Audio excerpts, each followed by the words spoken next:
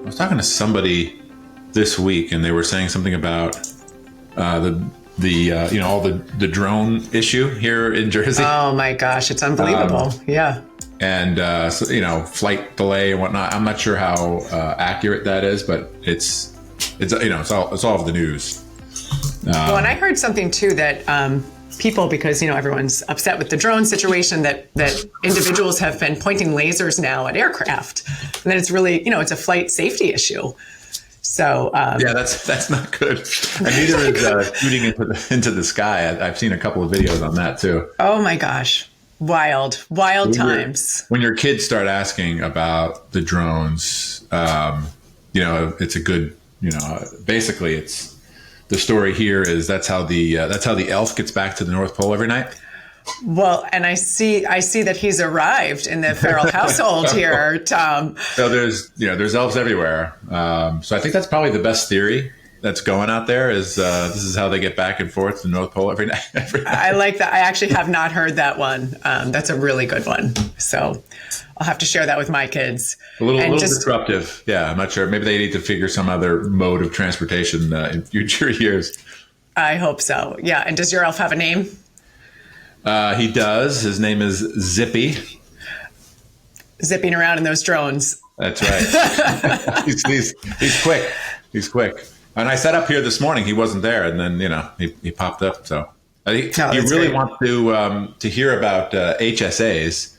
Apparently, there's not a lot of health coverage in the North Pole these days. So that's a smart elf. That's one smart elf you have there. Oh yeah. Well, great. Yeah. And thank you all for joining. We're here today to get everybody HSA savvy, including Zippy the Elf.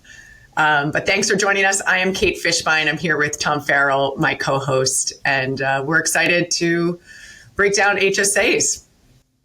This is, by the way, let me just mention. So it's December, and we officially have just over a full year of episodes under our belt. So congratulations, Kate. Thank you for right back at you, Tom, for joining on this journey here. We're hoping that the content that we're putting out is relevant, well received, and we're looking forward to more good conversations going into 2025. Yeah, we're hoping to bring a lot more exciting content and continuing with all this exciting stuff. So, let's talk about HSA accounts. I know a lot of people have heard them, but let's break it down. Let's talk about, what they are, who's eligible, kind of some of the basics before we get into maybe some of the planning opportunities.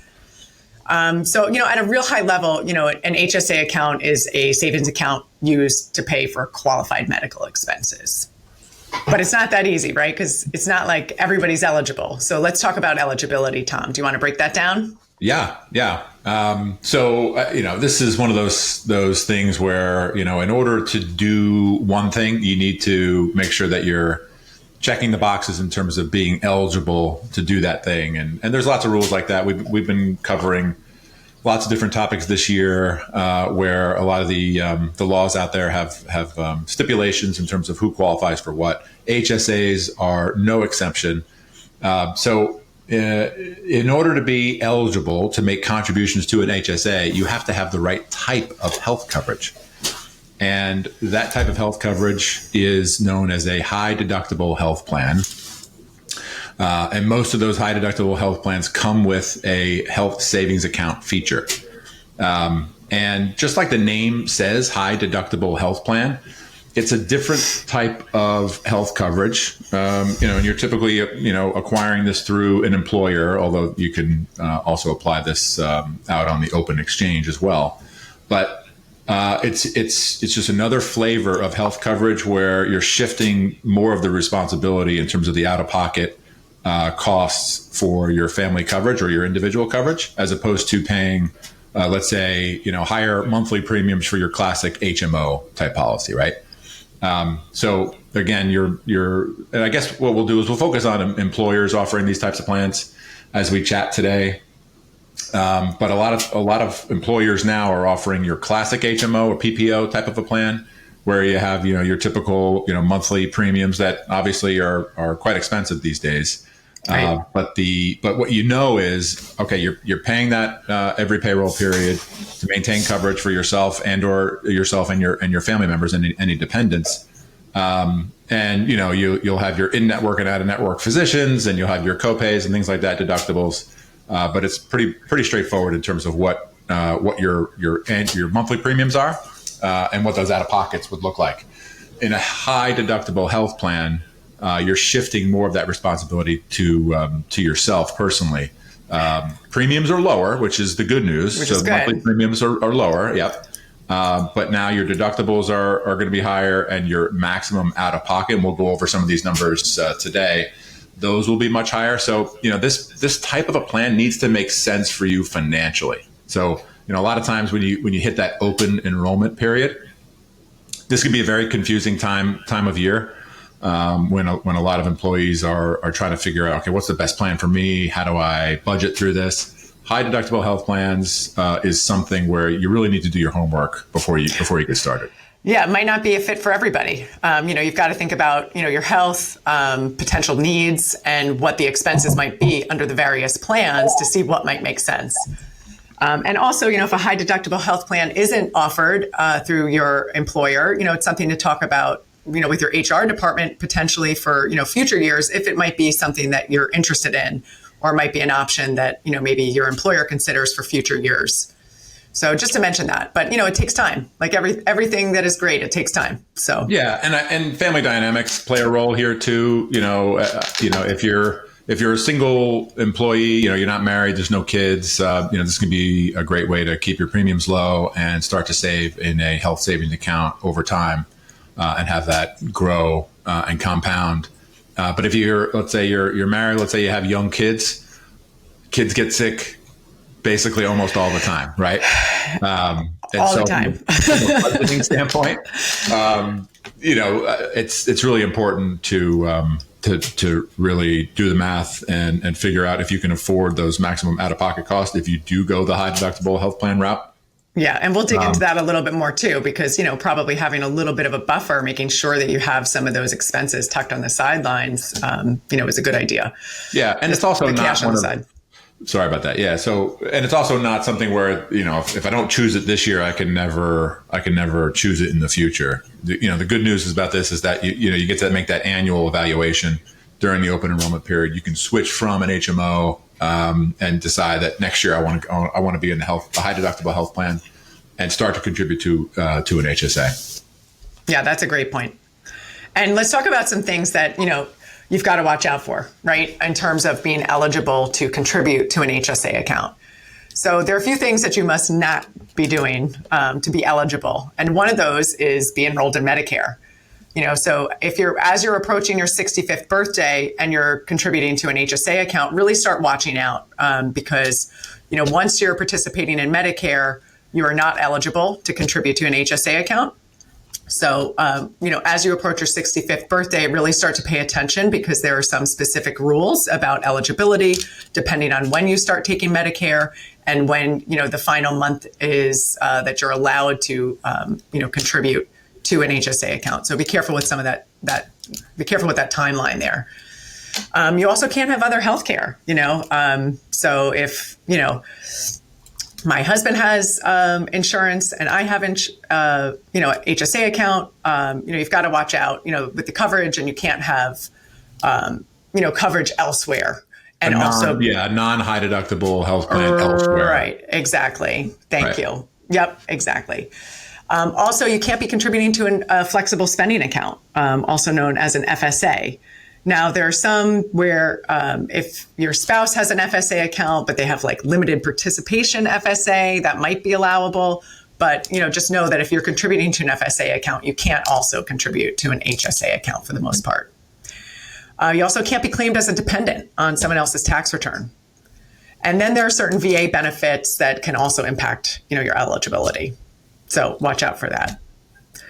Yeah. So again, like we talked about at the opening, lots of rules. You need to make sure that, certainly if you're married, you want to coordinate coverage with your spouse and make sure that if this is the route you want to go, that you make the appropriate decisions for family coverage.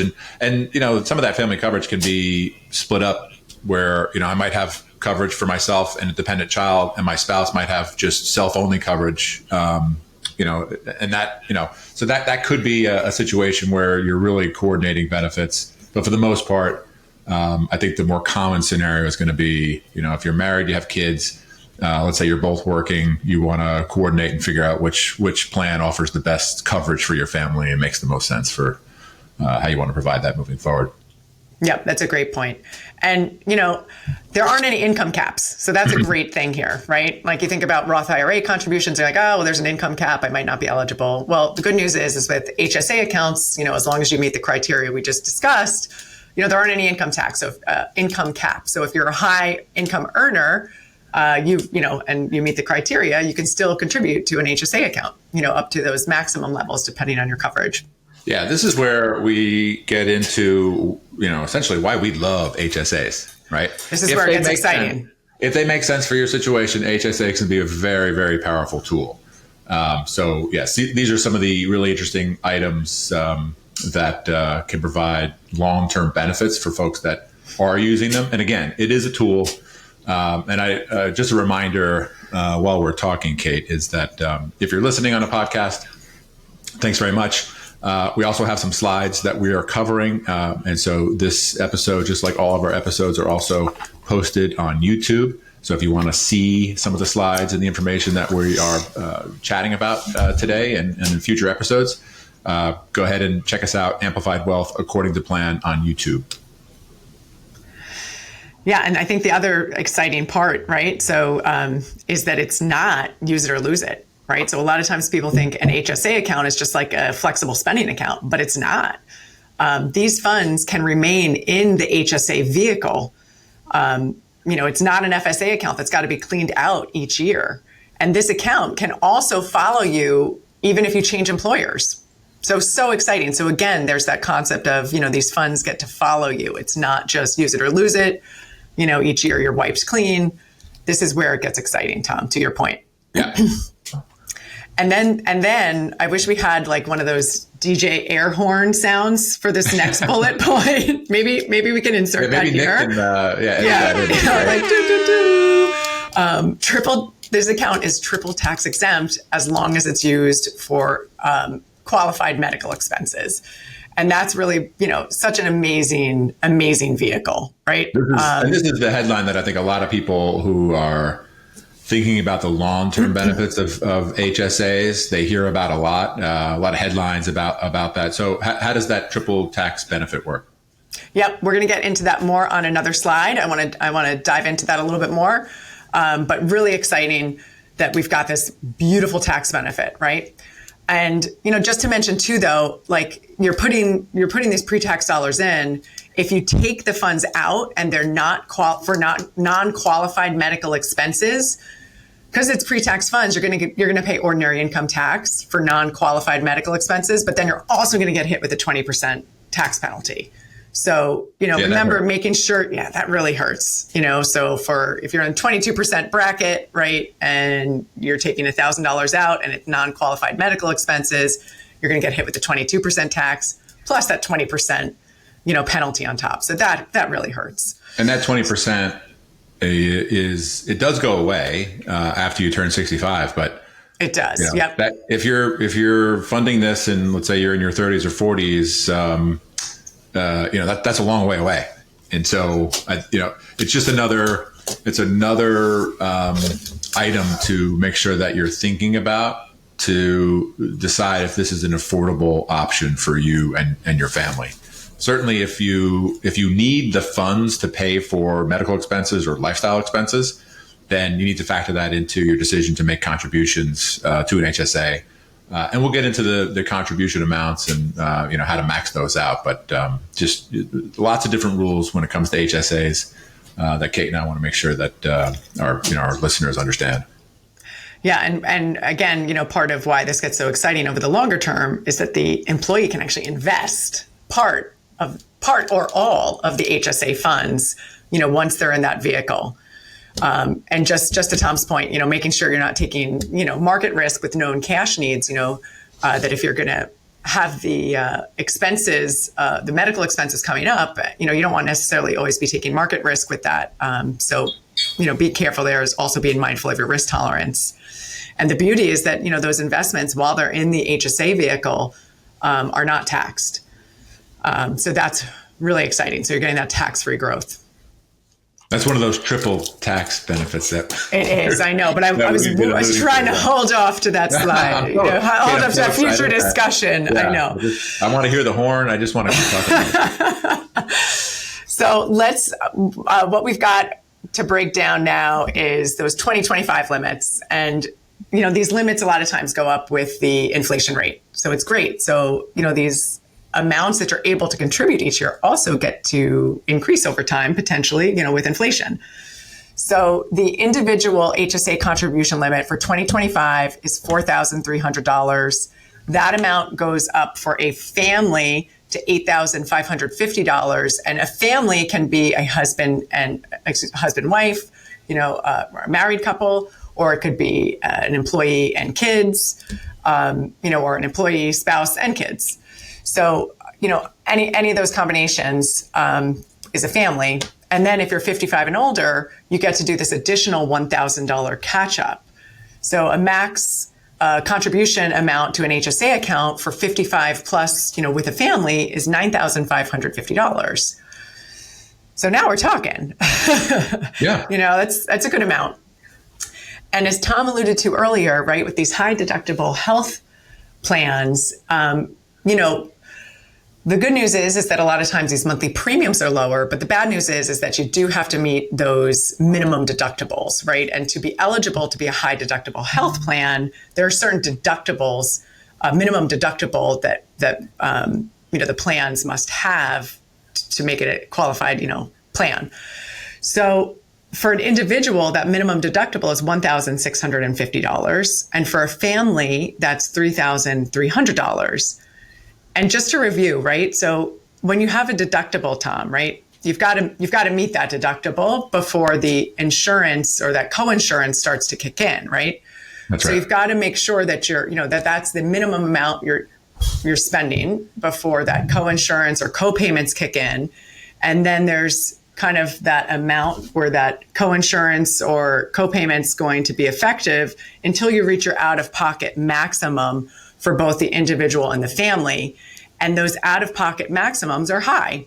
So on the high deductible health plan, the maximum out-of-pocket for an individual is $8,300. And for a family, that's $16,600. So those are big amounts, right? And yeah, it goes back to all the budgeting that really needs to be done. When your open enrollment window is available. And to think about your family situation, right? Health of your family, recent history can certainly sway people's decisions in terms of what types of plans that they're choosing, right? Sometimes if your kids have had a bad streak in terms of getting sick or getting hurt playing sports and things like that, that can certainly add to the decision making when it comes to which type of plan might make sense. But again, these are the items where you would need to make sure that you can fund through cash flow in order for the high deductible health plan to make sense and to make contributions to the HSA throughout the year through payroll.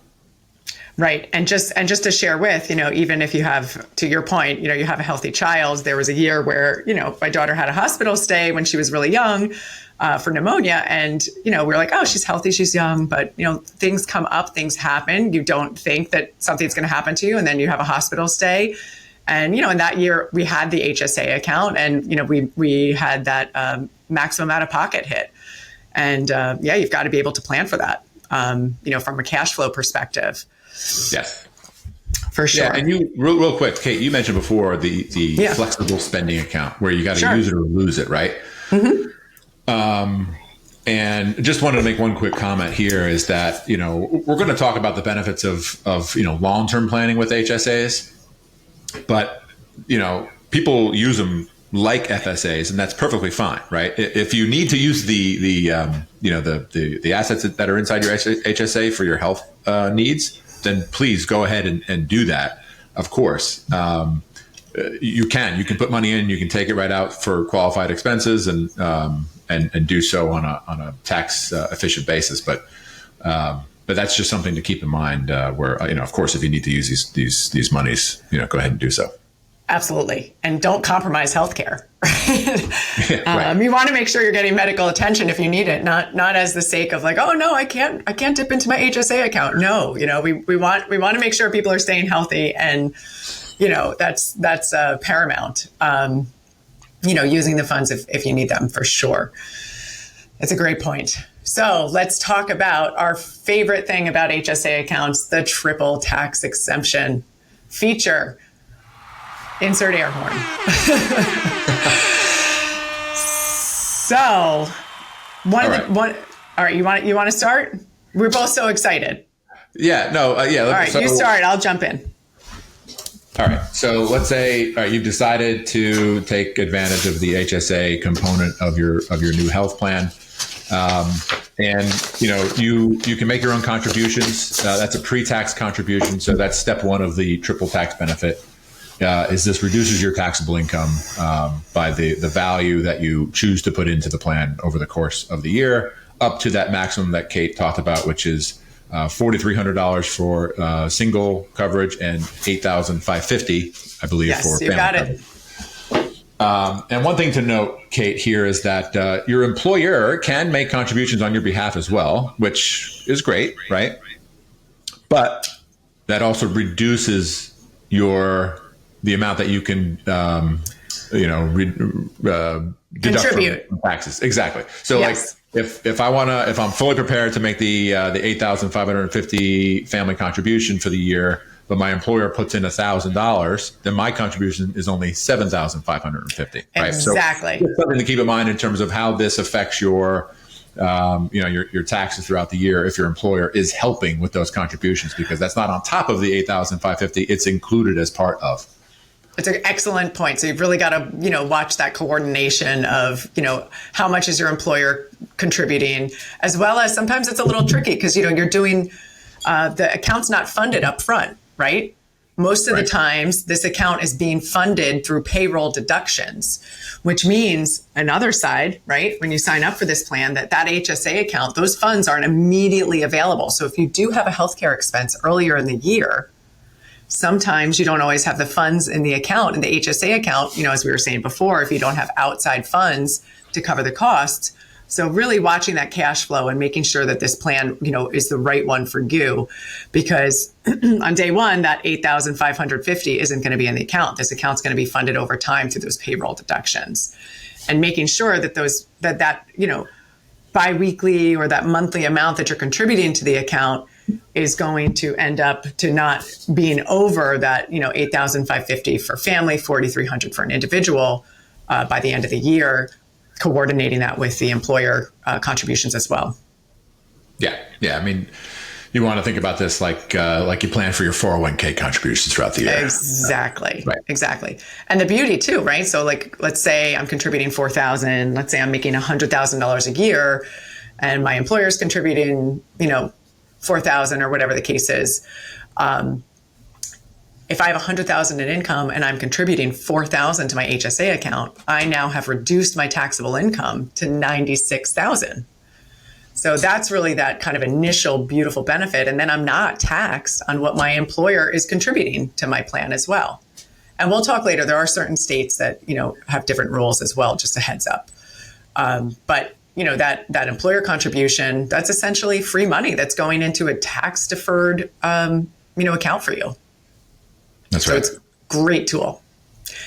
And then a lot of times these payroll deductions are going to that HSA provider, right? So kind of once it's in that HSA vehicle, let's talk about what's happening there too. Yeah, I'd say that a lot of times the employer will, when they're negotiating with the health insurance companies in terms of the plans they're going to offer to employees, and a high deductible health plan is part of that. Typically, the HSA custodian, if you will, the provider, the record keeper, is something that comes along, with the plan. And these are not there's some recognizable names, Kate, when it comes to HSA providers, but there's some where you kind of look at the name, you're like, I haven't really heard of that before, and that's not unusual. But part of the research that we've done is one of the most well-known ones would be Fidelity, right? Fidelity does operate in the HSA space, well-known national name. But then there's a lot of other ones that you may not heard of. There's Optum Bank. There's one called Health Equity. There's another one, I think it's called Devenir. It's certain companies that have gotten into the HSA space that operate as the custodian and record keeper for the funds that you put in there. And it may not be such a recognizable, name brand that you may be used to. Yeah, and once the funds are in that vehicle, sometimes there are fees too, but sometimes you don't always have a choice of provider. While you're in that employer contribution, sometimes that's where the employer's making contributions, and you're kind of using that vehicle.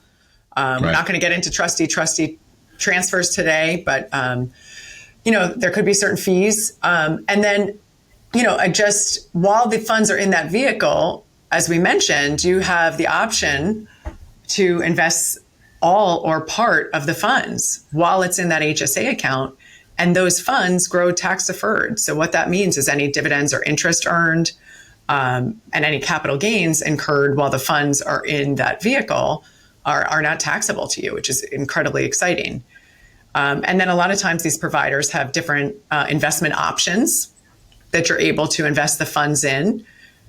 So again, making sure that those investments are suitable to, your risk tolerance and are meeting, your needs. And really a lot of times, especially if you don't need these funds for a while, growth can be a wonderful objective, and that's really where it gets exciting. Yeah, I think that's where the long-term thinking for HSAs comes into play. And it's perfectly acceptable to invest.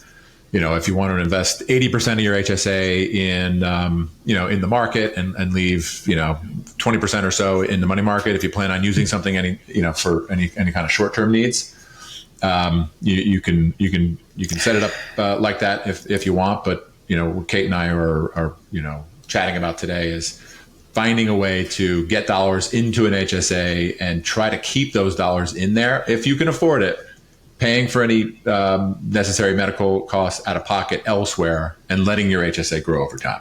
Yeah, and it's interesting too, because some providers don't even let you invest the full amount because I think they kind of know that. They want to make sure that, hey, people, watch out. There could be a potential medical expense and you might not be prepared for it. So I think I know Optum Bank, you have to keep a certain amount in cash. So, and then you've had this ability to grow the funds tax deferred over time, hopefully. And then when the time comes, you can take the funds out tax free for qualified medical expenses. And where this gets exciting, and we'll talk about it a little later, is that, these expenses, as long as they've been incurred after the HSA account has been opened, you can pretty much take out at any time. Right. There's this, retroactive, if you will, way to think about using money on that tax-free basis, qualified distributions. Should that situation become something that, is relevant to your personal situation? We can chat a little bit more about, an example of how that might transpire, right? Sometimes things like this happen a little faster than you might think due to changes in personal health. But yeah, that's a really, really great feature of HSAs. Yeah, it's amazing. And so, we mentioned earlier that, if you're pre-65 and you take distributions out for non-qualified medical expenses, you get hit with this 20% penalty and it's taxed as ordinary income. Well, if you make it to 65 and you take a distribution from an HSA account, even if it's not a qualified medical expense, that 20% penalty goes away as long as you're post 65 years old. And then you're just hit with the ordinary income tax, which to me, Tom, that sounds just like a traditional IRA, doesn't it? It does. Pre-tax funds that have been able to grow tax deferred over time. And then you go to take funds out and you're paying ordinary income tax. That's an IRA, pretty much, right? So yeah, and to your point that you made earlier is you don't, there's no required minimum distribution from these HSAs. So you don't have to worry about at some point when you trigger a certain age that you need to start taking money out, but it's certainly there, and that big penalty does go away once you reach age 65. So it's still a bucket that you can use for your benefit. You just need to understand what the tax consequences would look like in that scenario. Definitely. And yeah, it's a taxable event if you're not using it for medical expenses. So still warrants some planning. And now we often read, right, that one of the biggest kind of expenses in retirement is our medical costs. And I know Fidelity had done a study sometime over the summer where I think, over the span of a 30-year retirement or so, the average health costs are around $165,000. And I'm paraphrasing, but, that's a lot of money. So $165,000. And I believe that those expenses did not include long-term health care, did not include dental. That was for one individual, right? So we know that these medical expenses can be, one of the biggest unexpected costs in retirement. Yeah. Yeah, that's a big number, and I think just the future cost of healthcare, the cost of healthcare now obviously is just through the roof. Never mind thinking about what it looks like in the future. It's kind of like thinking about college and what it's going to cost by the time we get there. You just don't want to think about it too much, but yeah, I mean, what I like about the HSA when we think about this part of it, Kate, right, future long-term medical expenses, is that a lot of people think about money in terms of different buckets sometimes, right? There's that mental accounting aspect, and an HSA can be that type of thing where number one, the first decision is funding it and growing it over time. Number two, you can think about, okay, here's how I will use this or potentially use it in the future for these. It's really not a big gamble, I don't think, right? We're going to have healthcare costs as we age. So this is not one of those types of planning strategies that really is only going to benefit a very small portion of the population. We're all, knock on wood, going to have medical expenses. Hopefully they're not overly high. Astronomically, yeah. But yeah, in terms of like mental accounting, it can be nice to, if you're thinking about the HSA in that way, right? It can be nice to kind of check that box, as you think about your overall financial plan, that you've at least planned for and taken care of as much as you could while you were working and funding an HSA for those future costs. Now, right, with pre-tax dollars. Yeah. So we've talked a little bit now about medical expenses and qualified medical expenses and whatnot. Just wanted to touch on that real quick. So what are they? Now, we're not going to go through a whole list of what they are, but they are defined by the IRS in publication 502. So if you're curious, you can pull up publication 502 from the IRS, and you can go through all the list of qualified medical expenses. And I just have a few that I wanted to cover. Let's do it. All right. So one would be acupuncture. Another one would be annual physical examinations. Bandages, right? These are the normal type of things. Acupuncture might be a little bit more of a unique type of thing, but that is covered. Dental treatment, obviously. Medicare premiums for Part B and D are eligible expenses. But not the Medigap, right? Exactly. I don't think you right. Yeah, so there's lots of nuances when it comes to what is covered, what is not covered. But some of the things that you might not think of could include things like improvements to your home, right? If, like, for example, if you need to install some ramps to get in and out of the house easier, if you need to widen doorways or lower cabinets and countertops, those are eligible medical expenses as defined in publication 502. And then qualified long-term care services, right? And again, qualified long-term care. So you need to read through what the stipulations are when it comes to that part of the law. but essentially it's for services provided for chronically ill individuals, and you just need to make sure that you're following the rules that the IRS has laid out when it comes to those costs. Now, what's not covered? Just have a couple of those too. I wanted to cover. Yeah. FSA expenses. We talked about flexible spending accounts, right?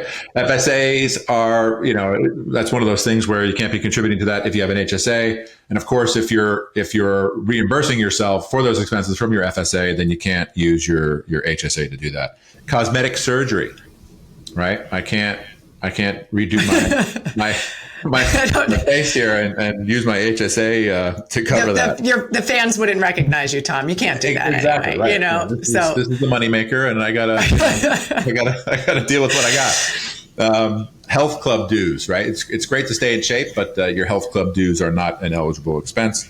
And then one of the ones that stood out to me that I thought was interesting was dancing lessons. Who would have not eligible?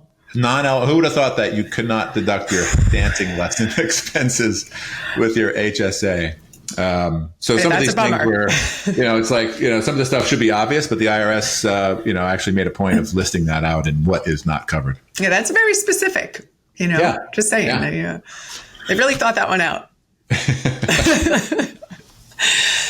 Well, no, that's great. And honestly, a lot's on that list. And just to mention one, too, which is on my husband's wish list for this year, the Aura ring, I believe, is HSA eligible. Yes. I don't know if the IRS spelled that one out, but on the Aura ring website, it does say, that it's HSA eligible.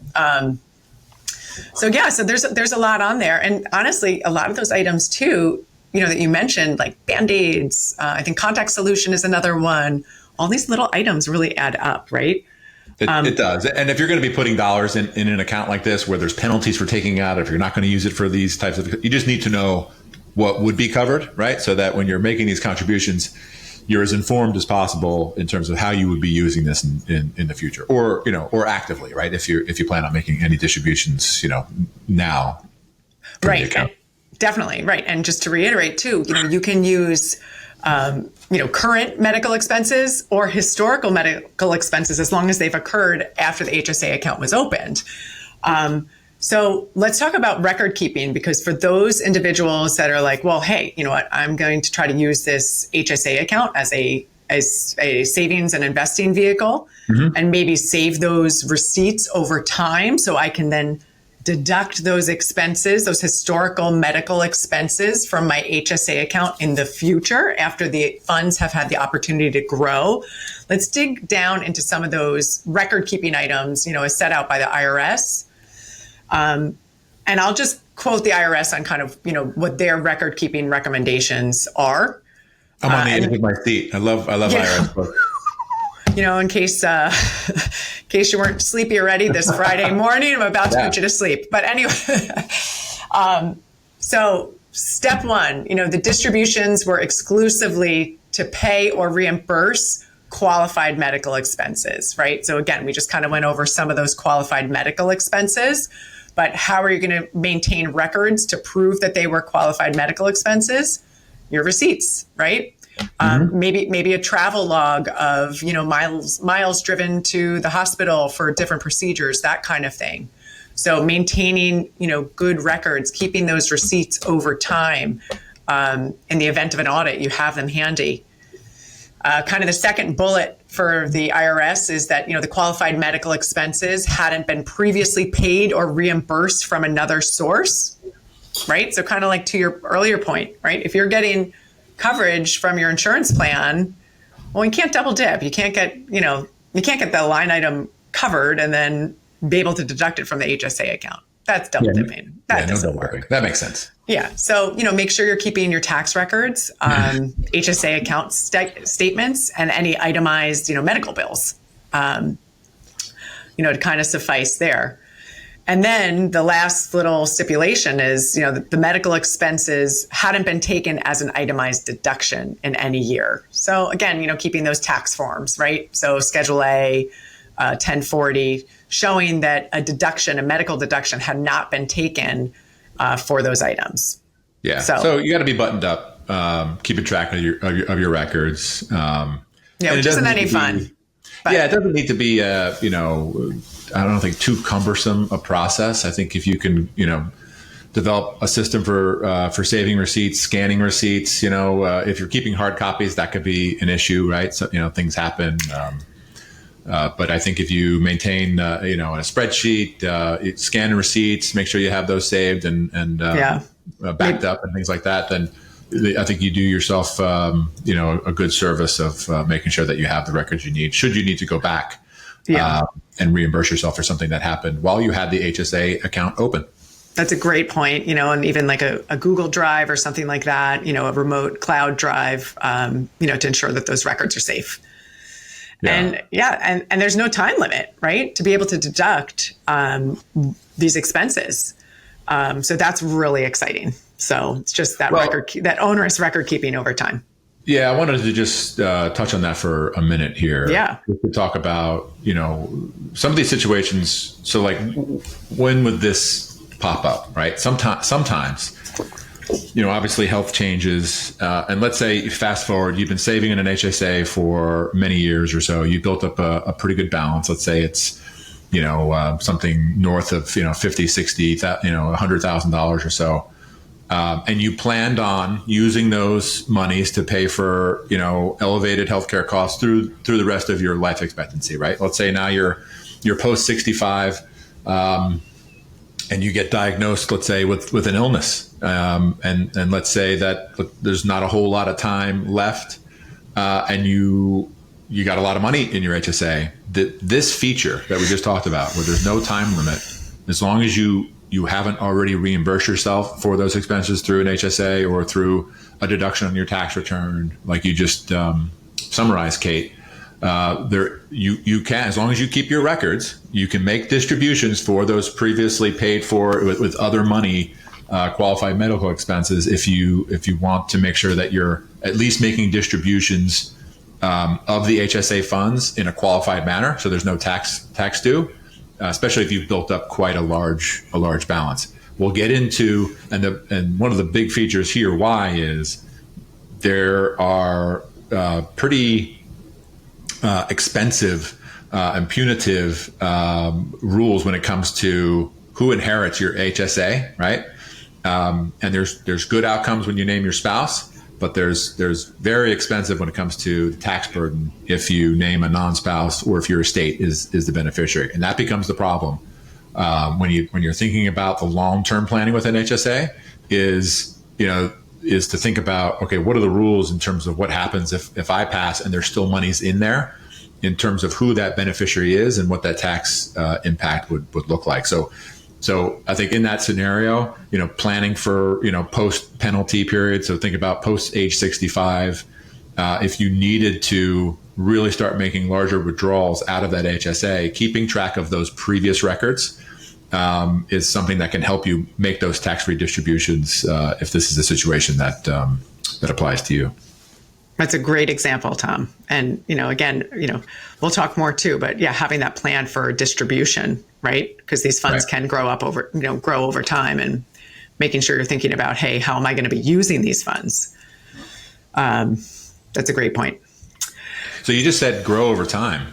Oh, look. What a transition. Yeah. So yeah, let's go over two hypothetical scenarios, right? Because essentially when you're putting funds into this HSA account, right, you kind of like two choices, right? More or less. Yeah. You can fund the account and then use it as you go, right? And honestly, in this scenario, you're still getting, you still have the ability to use pre-tax funds to pay for medical expenses. So it's still kind of worth your while, right? Still getting that tax savings to pay for medical expenses. So let's talk about the use as you go person, and then we'll talk about the let it grow person. So this hypothetical scenario for the use as you go, let's say it's an individual and we're using 2024 HSA contribution limits. And let's say they put $4,150 between, their contribution and their employer contribution into their HSA account each year for 20 years, but they're using it as they go. So at the end of the year, they're buying the Aura ring. they're buying Band-Aids, they're using it all up. So that $4,150 is spent each year on medical expenses. And again, not a total loss. They still get those, pre-tax funds to be able to use for qualified medical expenses. So they would have had, $83,000 essentially in total contributions over the years, and the ending balance would be zero at the end of the years, after the end of 20 years, because they've used it all up. Now, this isn't to say that this person who's spending $4,150 each year on medical expenses couldn't save $4,150 in a taxable account, on the side. Because in the second example, we're going to assume that the person who's making the contribution is using outside funds to pay for medical expenses. So in that example, let's say this person's also saving $4,150 in a after-tax brokerage account. It's great, but they don't have, those were $4,150 in after-tax funds. So they're, and those funds are now taxed on any dividends and interest over time. And then ultimately, when those funds, in an after-tax brokerage account, you would also have potential capital gains over time for those 20 years. So just to mention that. And then let's say this person, this use as you go individual does the same thing, but over 30 years, kind of same result in the end. There'd be $0 left. Total contributions to the HSA account would have been $124,500. So, still a great tool, was able to, save taxes on those contributions over time, take an amount for qualified medical expenses, so still a benefit. But let's talk about the pay out of pocket and let it grow person. So this is the person that's not saving, that $4,150 in an after-tax brokerage account. They're using those funds on the after-tax side to pay for any qualified medical expenses. And they're keeping that $4,150 in the HSA account each year, and they're investing it. So this let it grow person, again, we're using the 2024 numbers of $4,150. Total contributions over 20 years would be $83,000. And the ending balance after 20 years at a 6% growth rate is what we assumed would be $152,660.20. So really showing just that these funds growing tax deferred over time really start to accumulate over that 20-year period.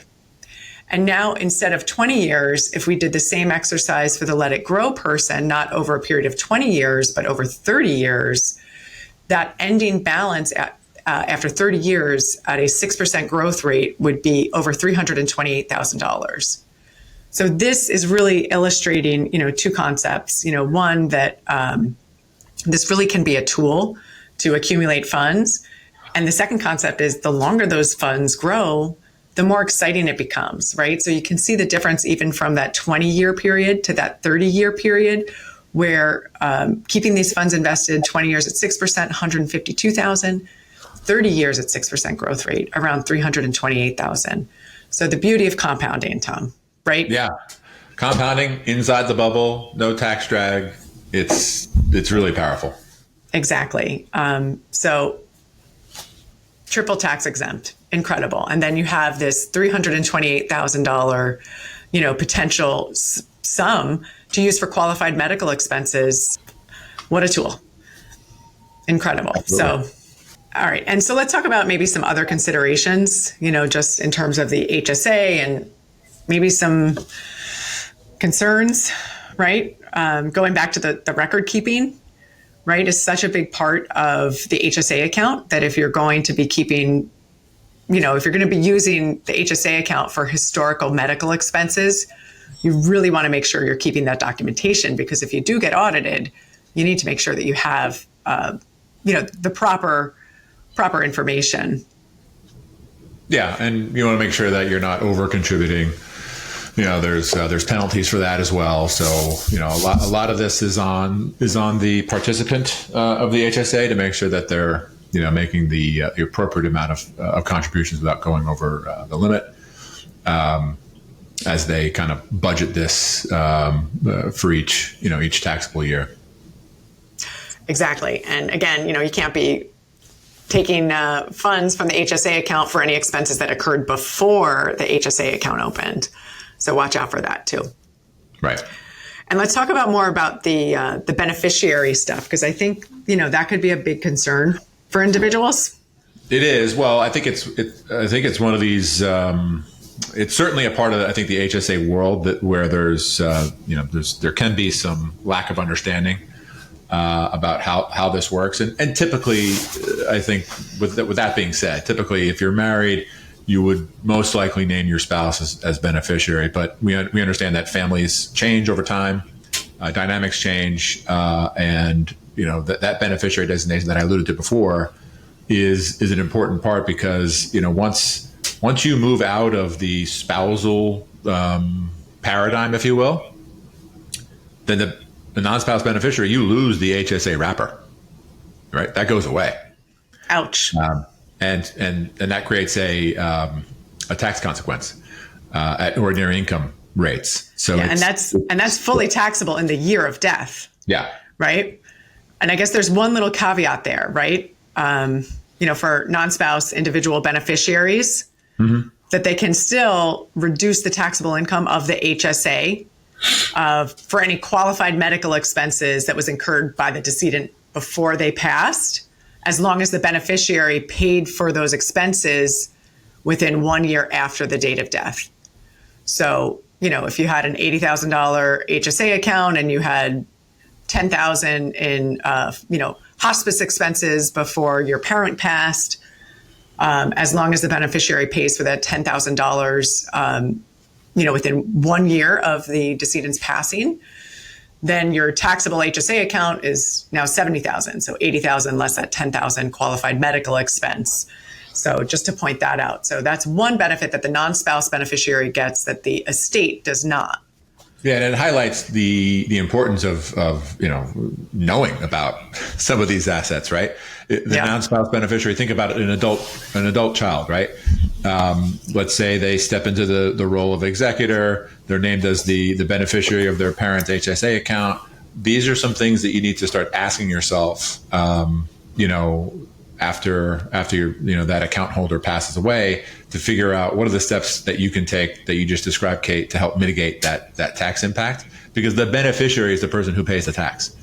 And in that example, let's say the parent was retired, right? That's not uncommon, and they name their adult child who is working. Let's say they're in their peak earnings years, and then parent passes away, and let's say there's $50,000 left in the HSA. That becomes a $50,000 tax line item on top of all the other income that the beneficiary is including on their own tax return in that particular year. So this is one of the things where, when it comes to HSAs, the long-term use of that over time in terms of how the individuals will use it to pay for qualified medical expenses, and then what happens after death, I think, is also a really important feature for us not to lose sight of. Right. And the non-spouse beneficiary doesn't get hit with that additional 20%, but it does come out taxable as ordinary income. So, that pre-65 withdrawal, 20% penalty, they don't get hit with, but it's still coming out taxed as ordinary income in the year of death. So still a big hit potentially. Yeah. And then you have another point here about the estate as beneficiary. Yeah. So now when the estate's named as beneficiary, so that same thing, but you don't get that little added benefit of being able to deduct any, final expenses before the decedent passed, as long as they're paid within 1 year. For that non-spouse individual, you don't get that benefit here with the estate. So when an HSA account is left to an estate, it's fully taxed, and it actually ends up on the decedent's final tax return, fully taxable. Yeah, and we touched on it earlier. Just a final reminder: there are no RMDs required for HSAs, which is nice. They don't have to force you to take out a distribution, but you certainly want to plan for how you will use distributions to try to get them as qualified. Exactly, and these funds can add up, which is a beautiful thing. But making sure that you've got a plan for how you might be using this account over time, I think, is key. So you kind of don't end up with a huge sum of money and scrambling at the end. Before it passes to non-spouse beneficiaries, having a game plan over time for, hey, this is how I'm going to be using these funds.